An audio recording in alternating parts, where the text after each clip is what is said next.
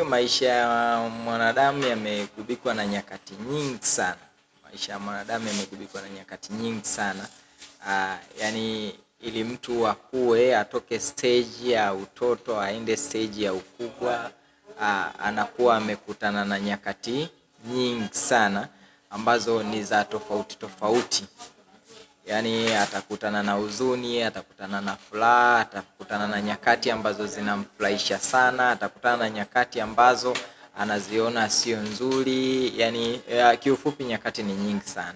Lakini pamoja na yote tunasema wote huwa tunaishi tukitamani tu zile nyakati ambazo tutazikumbuka kwa mazuri. Yani ukikutana na zile nyakati ambazo utasema natamani nirudi kwenye kile kipindi, natamani nirudie kile kipindi, natamani yale labda yale niliyoyafanya kipindi kile niyafanye tena. Wengi wetu tunapenda nyakati za namna hiyo, na kama wanadamu tuna haki ya kutamani nyakati za namna hiyo. Lakini uhalisia ni kwamba sisi hatuchagui nyakati, maisha yanatuchagulia nyakati. Mwenyezi Mungu vile vile anakuwa na baraka zake kwetu sisi. Kuna wakati anatuamria kwamba tupitie nyakati gani kulingana na mapenzi yake. Ndio maana utaona watu wengi wanaomwamini Mungu, pamoja na yote atasali, ataomba Mungu nibariki hiki, lakini mwisho wa siku atakuja tu kusema mapenzi yako yatimizwe. Kwamba pamoja na yote yale tunayomuomba Mungu, bado huwa tunamwachia yeye ndo anakuja kuamua kwamba sasa kipi kinakustahili. Kwa hiyo kiufupi tunapata kile ambacho dunia inaona sisi tunastahili, japokuwa sisi siku zote haiwezekani. Kama wanadamu tumejawa roho ya kutaka mazuri tu. Sio rahisi sisi tukaenda kuomba ukaenda kuomba yaliyo mabaya kwa Mwenyezi Mungu, au ukatamani ukutane na mabaya. Kwa hiyo sote huwa tunatamani zile nyakati ambazo ni nzuri.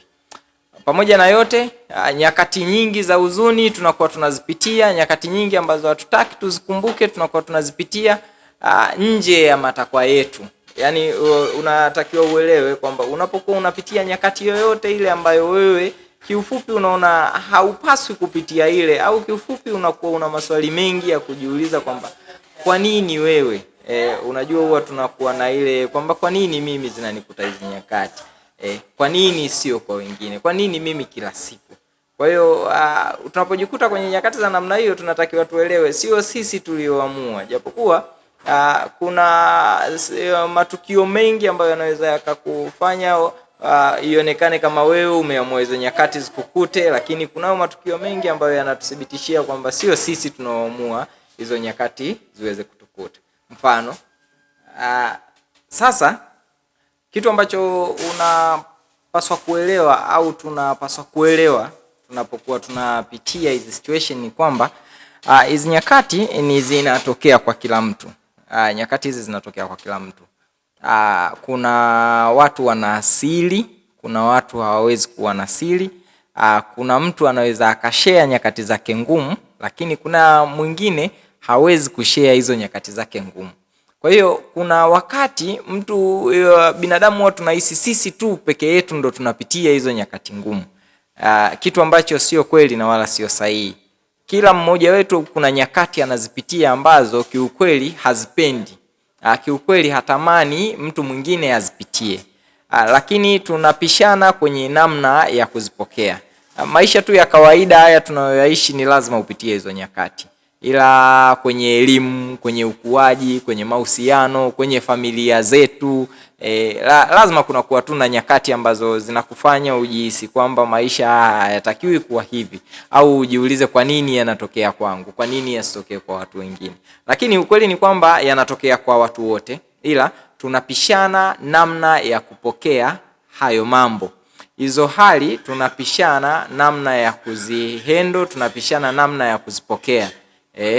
Kwa hiyo unatakiwa ujue tu na kujifunza namna nzuri ya kupokea hizo nyakati, au namna nzuri ya kuhandle situations za namna hiyo.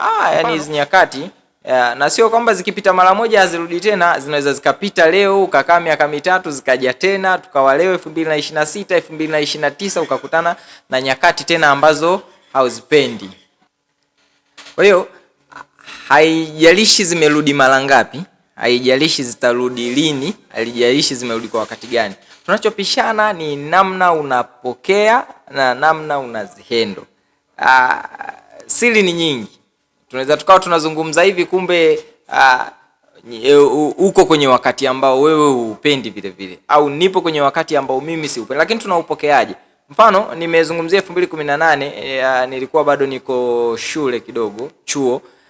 Kuna vinyakati fulani vilipita mpaka nikawa najiuliza hapa inakuwaje. Nakumbuka kile kipindi sasa kuja kusahau, lakini nilikuwa healed na muziki. Nilikuwa healed na muziki. Kwa hiyo tunapishana namna ya kupokea. Mfano mimi nilisikiliza muziki, kuna muziki mmoja wa Only You wa Touch Lambo ndo ulikuwa umetoka kipindi kile. Nilisikiliza nadhani ni siku 4 mfululizo room pale hostel. Nikiwa nakaa floor ya 4 huko, unakaa tu siku nzima. Unakula karanga na maandazi kama Myahudi. Ni ngano zinakurudia. Waliopita maisha hostel chuo nadhani wanaelewa ninachokisema. Lakini nilikuwa nikimsikiliza Walter Chilambo ule wimbo wa Only You, kuna namna nilikuwa ninapata aueni.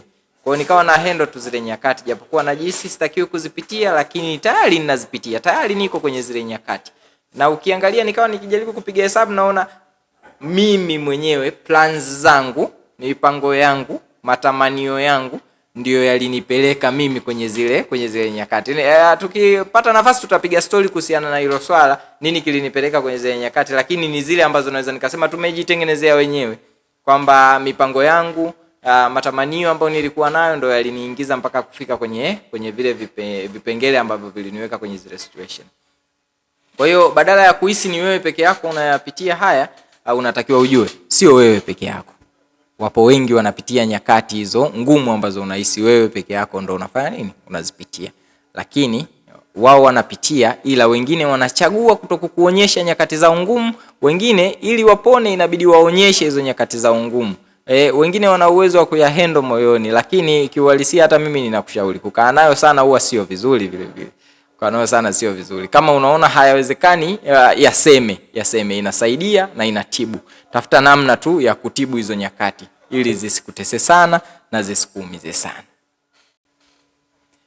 Kitu kimoja tunaendelea kukumbushana kila siku, na tutaendelea kukumbushana kila tunapopata wasaa wa kukumbushana. Sisi kama wanadamu, sisi kama vijana, sisi kama watu ambao tunapaswa tuishi vizuri. Kwa hiyo tunaendelea kukumbusha kwamba kulia inaruhusiwa. Ni sahihi sana kulia, ila kukata tamaa hiyo hairuhusiwi. Unatakiwa ujue hilo na uliweke akilini kwamba kulia inaruhusiwa, lakini kukata tamaa hapana, hairuhusiwi.